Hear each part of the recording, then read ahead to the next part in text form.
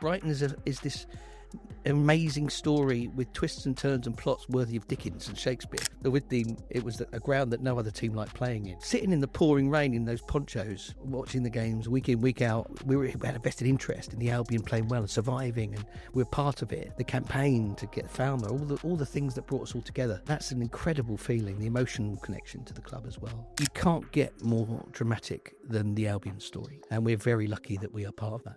Mark, thank you for coming in today and sitting down with me. Lifelong Albion fan, season ticket holder. Yep, absolutely. Yep. Talk me through your love of the Albion. Well, thick and thin, as we will say.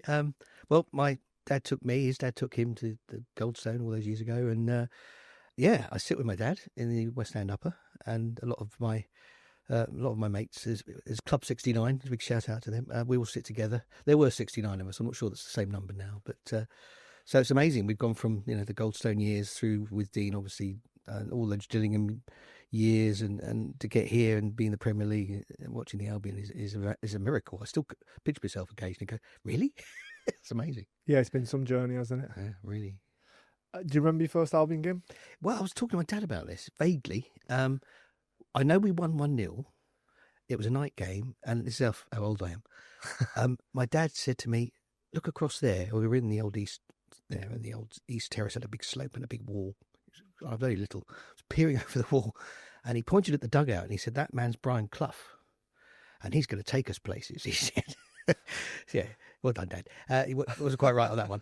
But it's great, and my love of the game really bit that day. I mean, you could smell the wintergreen on the players, the grass, the floodlights were on, and the magic, the atmosphere. It was just intoxicating, and probably my earliest memory.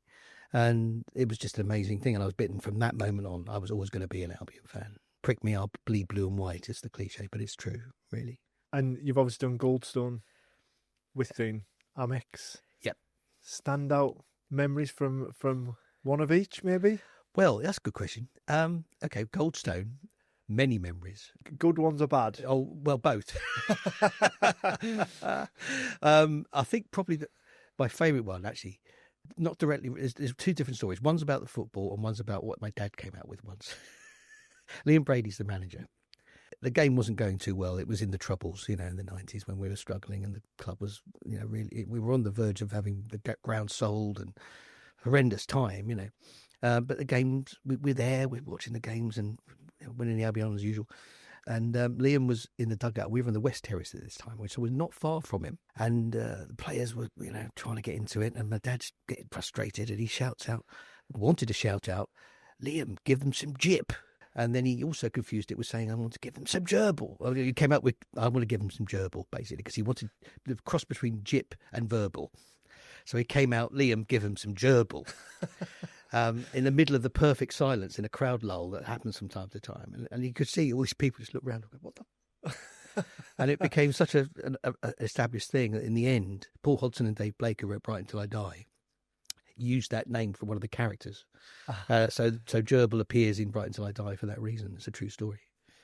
Yeah, that's fun. Football-wise, there's great games there. I mean, the earliest days for me, the third division days, watching Peter Ward score a hat-trick, and Ian Mellor scored 4 in one game against, I think it was York City, York 7-2 we won. I mean, watching that team as well, I mean, the players we had in that third division, 28,000 gates and the atmosphere, Palace games, oh, wow, that was visceral. Oh, amazing times. Withdean, I think Moody hit the bar, got to be one of them top ones in the playoff running. That was hilarious.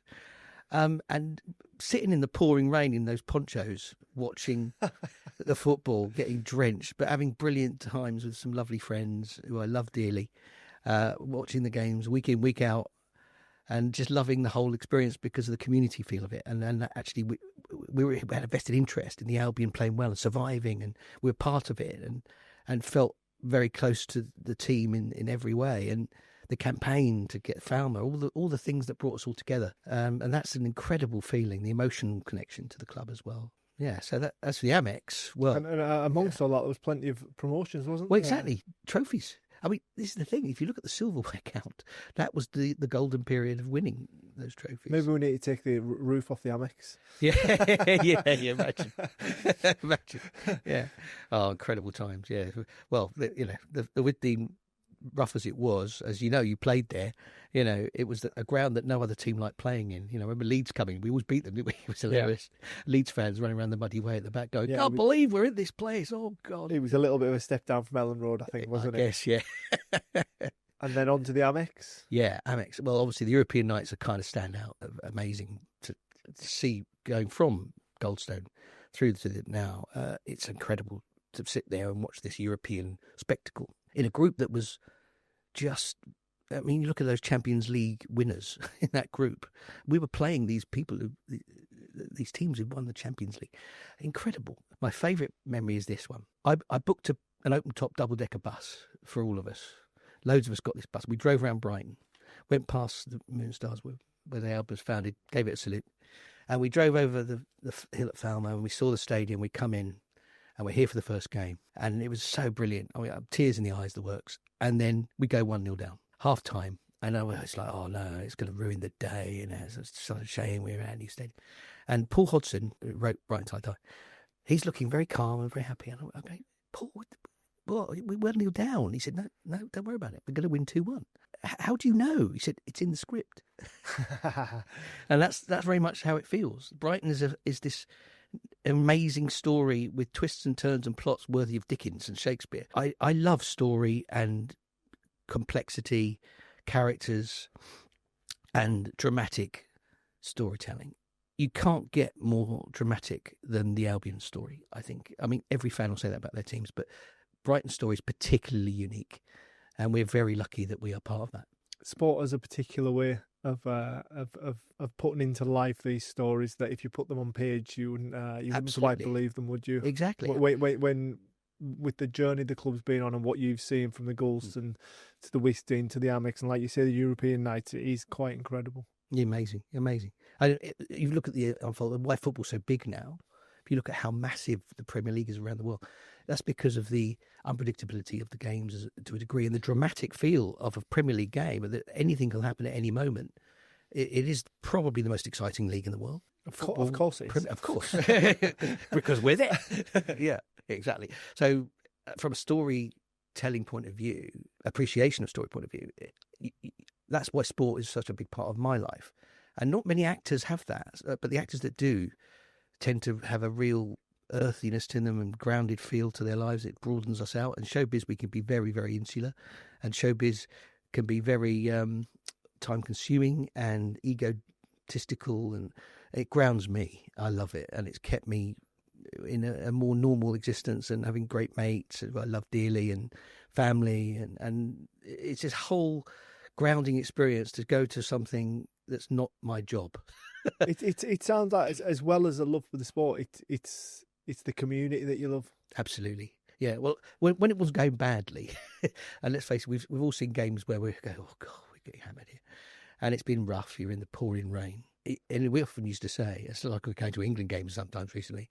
A great trip ruined by 90 minutes of football. But you go anyway. You love it. But it's all for those moments like those European nights, isn't Absolutely. it? And the promotion from the Championship, and it makes all those hours travelled, hours wasted, possibly days wasted, money wasted. Yeah. Oh, absolutely. Well, that makes it all worth it. But it's not just that. I think the glory is the wonderful thing. That's the bonus of the cream on the top. But it really is being part of something bigger than you and amazing. And win or lose, thick or thin, you're an Albion fan, and that's the be all and end all for me. And it's the best gift probably a father can give to his son, and that's what I appreciate. Although sometimes I do say to him, it's all your fault when it's going badly. And then when he's going well, he says, yeah, it's all my fault. And you just touched on it there, as well as following the Albion. You follow England around. For my pains and sins, yes, occasionally. Yeah, well, I can afford it these days. It's very expensive now. I haven't been going to as many games as I'd like. But yeah, I've been to World Cups and Euros and the qualifiers and the back and beyonds, and watched some terrible England games and some glorious moments as well, and it's all part of the football world. I've done plays about football, so I brought the two things together occasionally, working with friends like Paul Hodgson has written plays with me in them, thankfully. Nice to be employed. And he and I have written a couple of plays about being an England fan, not least Ronaldo ate my credit card, which was about my mad dash to Japan to watch England. I had this mad day. I won't bore you with the story now, but I did non-stop. I took a decision, literally jumped on a plane 20 hours after buying the ticket, didn't stop moving, landed in Japan, got the bullet train. I didn't stop moving, and I get to the stadium. The game's just kicked off. 10 minutes in, I finally get to the seat. You went all the way to Japan, missed the first 10 minutes. Yeah. I didn't have a ticket. I had to get a ticket on the train. I had to pay a few quid on the Shinkansen, walking up and down the ticket. Oh, so you went out there without a ticket? Without a ticket. I was walking up and down the train. Well, why did you not go a little bit sooner? Well, I didn't plan Impulse. to. Yeah, it was a total. I saw the Denmark game. Heskey scored. I went, we're going to win the World Cup. I've got to go. So I thought, no, I can't. Okay, I'm going. I go into the travel agent. We could in those days. Bought the ticket. Literally the next day, I'm there. I sit down. Michael Owen scores against Brazil 2-1. Sorry, 1-0 up rather. Yeah. I've literally just sat down. The goal goes in, and I look up at the scoreboard. England 1, Brazil 0, and I think it doesn't get better than this, And of course it didn't, because we lost 2-1, and we all know what happened in that game. But I had this amazing time in Japan. I went to Kyoto, saw the temples. I had this amazing cultural transformational experience, and those are the things that are about England games that I love. You go away to places you wouldn't have thought to get to or wouldn't have gone to because of other reasons, and you meet amazing people from different countries, and you have a great time with your mates as well, and have a couple of beers along the way. I love those trips. Not the football always, but I certainly love the trips, and the football's great. Away from the terraces, many people know you for the Treason Show. For anyone who hasn't seen it, how would you describe it? Well, it's a topical sketch show, so it's satire. I think a mixture of spit and image on stage meets the fast show with songs. And it's based on the news and current affairs and local jokes about Brighton, and also the fun, daft stories that happen in the news. We've been going 25 years, which is insane to think of. And we've got a big 25-year anniversary show at the Grand Hotel on the 22nd of November. And that's already sold over 200, and not many tickets left. So that's going to be an amazing night. We're bringing back some of the old performers from, literally some of the very old performers, me mainly. So we're doing that with a load of previous performers, bringing back some of the highlights material from 25 years of comedy. And we do a brand new show every other month. We've got over 30 writers who write the show, a lot of whom have written for Spit and Image, BBC Radio. I've used to write for the BBC as well. And that team of writers comes up with a new show from scratch every other month, and has done for years. You must be an inspiration to comedy. I've been helpful to writers to get into the business. That's been something I'm really proud of, actually, because as I've got older, I've enjoyed that mentoring feel of that. And also these young performers because we've employed over 500 actors in the Treason Show to be in this. And when I audition these youngsters, sometimes they're so young, they weren't even born when I started doing the show. And it's like, oh my God, it's amazing. And there's so much talent out there. It's amazing. And it's inspiring and gives me energy as well, because I lead the show, I'm in the show. Nice to give a platform, like you say, to young artists out there. Yeah, definitely. That's one of the things I'm most proud of, is that it's been a career start for a lot of actors. And you see them crop up in different shows now, and they all have one thing in common. Oh, you did the Treason Show. Oh, yeah, I did that. Oh, yeah, that was fun. Brilliant. And that's the lovely thing. You hear that people say to each other how much fun they had doing the show. And that comes across on the stage. So if you're in the audience, you're having fun because we're having fun. One a month, a new one every month. Every other for month. 25 years. Every other month, sorry, for 25 years. Yeah. And are you always largely involved in the production? I'm either in it or I direct. Well, I always direct them, and I usually lead them. Well, it sounds like it's working pretty well with you in it. Well, yeah, I think it's why I can't take myself away. I like you're the glue that holds it all together, aren't you? Yeah. And like the glue, it probably originated in the horse factory, is probably where I should be ending up at any point now. But yeah, I am the glue. I am the post-horse glue of the Treason Show. Yes. And you've also combined football and theatre by appearing in productions like Blue and White Christmas and Brighton Till I Die. How did these come about, and what was the reaction from Albion fans? This is a great question, because I think that's my favourite acting job. Of all the things, I've worked in as an actor for 40 years. I've done film, telly, worked with Oscar winners, the works. But by far, my favourite acting job was Brighton Till I Die. That was written by Paul Hodgson and Dave Blake. They invited me to be in this, and it was such a privilege, because at the time, it was obviously the fight for getting the Falmouth Stadium was in full flow. This play was about that story of the Albion. How did we get here? The story of the history of the Albion. And I played this mad comedy character who goes on and off all the time. And there's a point of it later on when we did the revival of it at the Theatre Royal, where I'd written a song for the Treason Show, ostensibly, on a ukulele, a kind of parody of Somewhere Over the Rainbow, Seagulls Over the Rainbow. Paul and Dave said, do you mind doing it in the show, in Brighton Til? I went, I'd love to, yeah. And that was just an icing on the top of that cake, because I worked with some amazing actors. Steve North, great mate, he was in it as well. And we're both Albion fans. And to be in a show about the football club you love and to be on stage doing your job about the story of the Albion brought my two loves together. And that was amazing, to stand on that stage at one point on my own with the ukulele at the Theatre Royal, sold out, holding the audience in the palm of my hand, telling the story of the Albions, my little bit of it anyway, telling the stories as we go through. I just can't convey enough through this podcast probably that even now the hairs on my neck are standing up, because it was such a magical feeling. And that confluence of my acting work and then the Albion, wow, heaven. Football crowds and theatre audiences can be lively, to say the least. Do you find any similarities between performing on stage and cheering or jeering in the stands? Great question. In fact, you referred to Blue and White Christmas there. One night, it was a Christmas show at the Comedian, and it was a play that Paul wrote again, and me and my now ex-wife was in with me. And one night we had Millwall fans in. So you talk about the jeering, my God, it was... I can only imagine. The Millwall fans came to watch that? No, it was insane. We don't know why. It just happened to be in Brighton. It was night out. And they went, we're going to go see a football play. Come on, we're going to... And a quite funny play. It's a Dickensian feel to it. It was also a lot of jokes about Blotti and Archer and, it pans out really. and they got rather more into it than we wanted them to.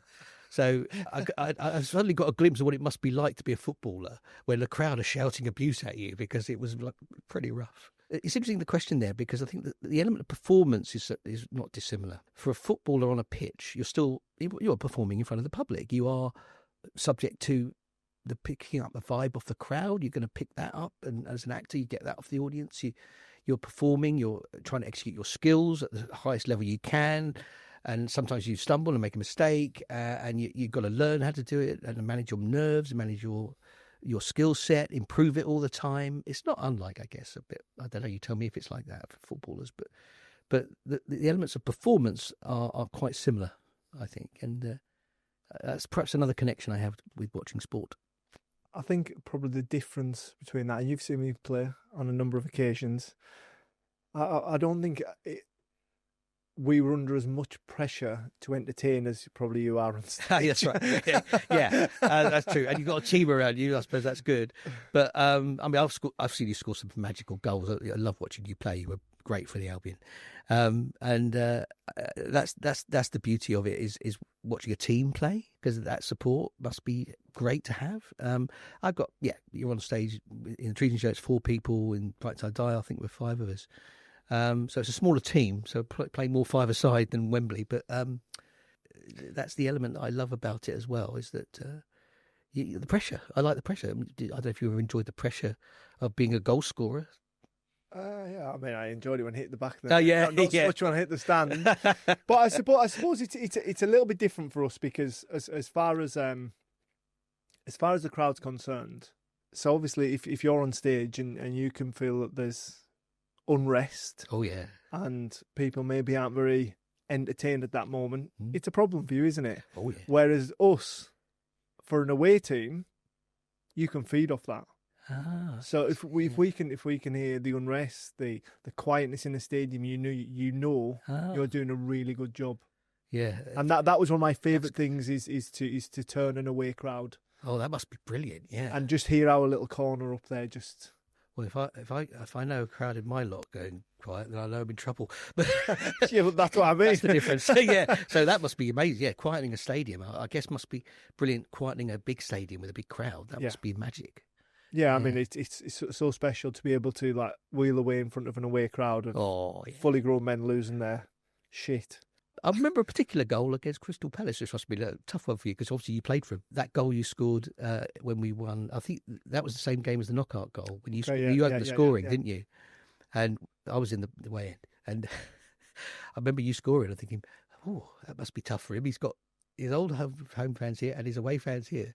And I loved you for this. You still celebrated. And I went, yes. Well, I always try for both teams. I tried not to over celebrate. I think you were respectfully. You did it respectfully. I never disliked any club, if you know what I mean. Yeah. Of my former club, so it was. Yeah. It wasn't like I had a bugbear against any club. That's what's nice about it, and I love the rivalry with Palace. That's one of my favourite things about going to away games. Like I've gone to away games. I've watched cricket away. I go to watch Test matches. I was in Dubai. I was doing a show out in Dubai. And I like the picture you're painting. You're tying shows in with cricket. Oh yeah. Well, I was asked which dates I wanted to do because I was the producer, and I looked at the Test match schedule and I went, about on January the 15th. So we've got to be done by this time. Yeah, exactly. I said I want a ticket for the Test match. Anyway, Test match. At the time we were playing Pakistan, and they had to play in Dubai. And I go to the Test match. In those days, I was wearing the blue and white stripes at the cricket, like you do. And I'm walking down the aisle. I've arrived at the Test match arena, which in Dubai isn't full because it's Dubai. England were playing terrible, pudding of a pitch. It was so bad. Jonathan Trott got a wicket. And I walk down. I've got the stripes on, and I see these two blokes to the left of me in Palace shirts who look at me and go, oh, no. And I went, oh, no. Hello, mate. How you doing? And I sat with them, watched the cricket for the whole game, and we've got this great photo of us together because it was after the 5-0 after that, and they're holding up the 5s and the nils, and I'm sat there pretending to be grumpy. But they were great lads, and we had a good laugh about the rivalry. We need a rival, and they are our nearest rivals. And the passion of it goes back to the 70s. I talk about the Goldstone. There were 3 games against Palace at the Goldstone in the 76-77 season. Jim Cannon, Vince Hilaire for Palace. And we had Nobby was playing Brian Horton, and we had Peter Ward, and we had a great team. And the battles between us and Crystal Palace were legendary. And that's really why I love that rivalry. So it's important to have those rivals, but enjoy it as well without the daft stuff. I don't get into the daft stuff. Yeah, they were always fun to play in. They were always there, always a little louder than normal games. Yeah, you need a derby, don't you? Get going. Yeah. Parodies, Lost Band, and Charity Single. Yeah. Tell us about this. Right. Well, from the Treason Show, we've got so many parody songs in our past, some of which are just topical and won't work now, but so many that are kind of generic or about Brighton and Hove. We thought we've got to let's bring these back. So I've got a wonderful bunch of musicians together. I formed the Parodies Lost Band. They're brilliant musicians. And we're redoing some of the great songs that over 25 years of doing the Treason Show.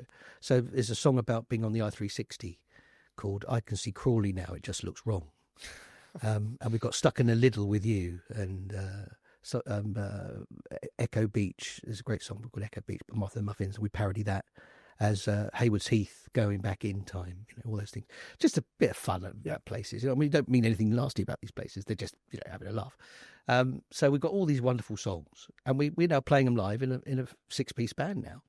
And we're at the Con Club in Lewes on the 23rd of October, which will be fun, and the Albert on the 6th of December. Quick list them all out, quick. Yeah, there we go. Yeah, 6th of December, the Albert in Brighton, and then Con Club Lewes on 23rd of October. And we got the Christmas single out, and that's an original song, unlike the rest of them. So tell me more about the Christmas single. Right, well, because we wanted to do something a bit different, and it's an original song, but it's still a satirical take on Christmas called Oh Christ, It's Christmas, about all the downsides of... The funny things. You're not a Christmas Grinch, are you? No, I'm not. No, I love it. It's a bit of fun. It's jokes about I got Whamageddon back in June, and it's about Chris Rea still on the motorway, driving home for Christmas. Rudolph's on the hoof. My gas bill's through the roof. It's jokey. It's a joke because I do. Well, I think that one's true. The last one. Yeah, it's true. Yeah, it is. We've got a great band together, and I'm really looking forward to those gigs. And the single was an original song we recorded recently. We just released it on all your favourite download sites, and the proceeds of that we're going to give a percentage to charities as well. Do you think Albion fans will enjoy the single in the same way that they've enjoyed your Albion themed plays over the years? Oh, that's a great question. I think you'll have to ask them, all 3 of them that buy the single. Well, I think after rolling for 25 years, you have got some support out there. I hope so, yeah. And where can thanks, Mum. Where can the fans find more out about the Parodies of the Lost Band and your upcoming gigs? Well, everything's on the Treason Show website. So if you go to treasonshow.co.uk, you'll see everything about Parodies Lost. You'll see everything about the Treason Show, the Christmas shows we've got coming up as well, which is our Best of the Year show. And the 25-year show at the Grand is on sale on there as well. So you can get the tickets through the treasonshow.co.uk website. And how can the fans support the charity single for Christmas? Well, we're aiming, if we can sell through these, I won't name them all because other websites are available to download, but all your favourite music download sites, if you take the single from there and pay for it there, a percentage will come off that goes to the charities. And on the gig at the Albert, we're going to take a percentage of that and give that to the charities from the live gig. So that's how we're hoping to generate a little bit of money, hopefully to help some people that maybe need it more than we do. Brilliant. Well, that's how you can help. I'm sure we'll galvanise some support there. That'd be great. That'd be amazing. Mark, to finish, we have some quick-fire questions that we always ask all our guests. Okay. Up for you today is favourite Albion goal you've ever seen live? I know there's a lot, so it might take a while to answer this. Hey, there are a lot. You scored a few of them. I have to say, and I bet a lot of guests have had this, Brentford away in the FA Cup, Gary Nelson. And sadly, there's no video of it because there was no camera. No cameras there at all. Come on and describe it to the ones that don't know. So this is a great period of the Albion before we got promotion, and Gary Nelson's banging goals. Obviously, Brentford's old ground. The old ground, Griffin Tight. Park. Yeah, really uncovered north goal. We were behind the goal. It was a steep little stand, that wasn't it? Yeah, and it was right on top of the goal, wasn't it? Yeah, it was. You were right there, and the view was just perfect. And Gary Nelson gets the ball, breaks down the left-hand side of the box, and then lets loose this rocket of a left footer, and it buries itself into the back of the net. And I think obviously anyone who was there will remember this. We all went nuts because I've never seen a ball hit so hard in my life, and the way it rocketed into the net right in front of you, just magic. It's a close one between that and the knockout goal I talked about. Palace. Yeah, the Palace. Where that was a good one. You've got a great moment in that when you turn round and you're going like putting your hands to your face. It's one of the first time I'd ever seen him do that, really, because he was skying it, wasn't he? But the way it pinged in off the woodwork as well and went in, and of course it's against Palace, and I was right behind him as he starts to run, and I just, oh wow, that's a great moment too. Yeah, so those are the two that probably equal top, I'd say. Funniest moment as an Albion fan, I think, have we heard it earlier? Yeah, I think Gerbil. Yeah, I thought that might have been the case. If you had to cast one current Albion player in the Treason Show, who would it be and why? What are you doing next week? I don't play anymore. Well, Jorginho comes across as a bit of a card. I could imagine. I'll give you a top three if you want to pick more than one. All right, Jorginho. I could imagine. I think Van Hecker might be a very interesting character, matinee idol type character who could probably crop up as a hero. And the last one, so Jorginho in the current squad. JP, well, you can have one outside if you want. In the current squad. I would put Dunk in there somewhere. I think he'd be good value for the free kicks. There'd be plenty of room for Dunk in there, I'm sure. Christmas single aside, if you could parody any Albion chant, which one would you choose? Well, so many of them are parodies of songs themselves. And I don't think you could actually improve the wit of terrace humour. So Watford away, I remember one game, there was a moment where the crowd is shouting, we scored with 1-0 up, you're not singing anymore, you're not singing anymore. And then halfway through the chant, you feel the crowd by osmosis realise that it's gone quiet in the stadium, and it has been quiet throughout. So it goes from, you're not singing anymore, you weren't singing anyway, you weren't singing, and it just literally morphed into it. And I think that I can't improve on that as a writer. That's genius. The old Christmas songs are usually the ones, actually. They're the ones that I would parody. Lastly, favourite Albion shirt? The booked 1970s. Easy. Peter Ward wore it, Jerry Ryan, Lawrence and the works. I used to wear it in the park when I played football. The blue and white, simple, the seagulls down the stripe of the sleeve. Wore it at school, no question. There we go. If anyone has got a large retro... Extra large. Well, sorry, we've got extra large. I was being polite. That's very For Mark Brailsford, please contact us. Thank you very much, Mark. Thank you. Pleasure to be on.